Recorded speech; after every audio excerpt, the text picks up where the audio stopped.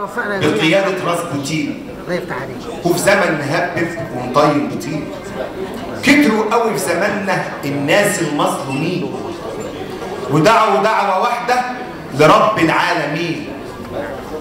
اكرم يا رب شركتنا براجل شهم وأمين، والدعوة استجابت من رب العالمين فولى علينا راجل من نسل صلاح الدين، يسمع شكوى الغلابة والناس المطحونين ويحكم فيها قلبه اللي مليان حنين. بندعيله بقلوبنا يلا قولوا امين، وقولوا كمان يا رب ما نسمع في يوم انين لزميلنا احمد سيد علي ولكل الموظفين. وده مش شكر ومديح في استاذنا تاج الدين، دي بس رسالة مني ومن كل الموظفين. شركتنا دي امانة عليها مؤتمنين، اوعوا تخونوا الامانه زي الناس التانيين.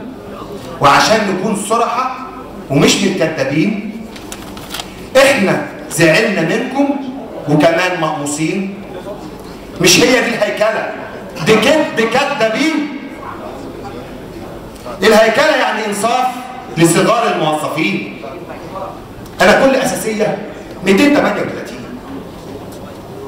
واجمالي شريط قبضي 690، وعندي من العيال مش واحد لا 2.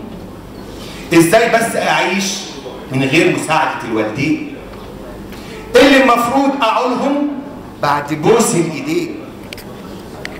مش اخد انا منهم وهم محتاجين. اسمع مني نصيحة من ابنك الامين، عايزين درجة وعلاوة للي كانوا مؤقتين. دي أكتر فئة اتظلمت طوال 10 سنين. أرجوكم الاهتمام بصغار الموظفين.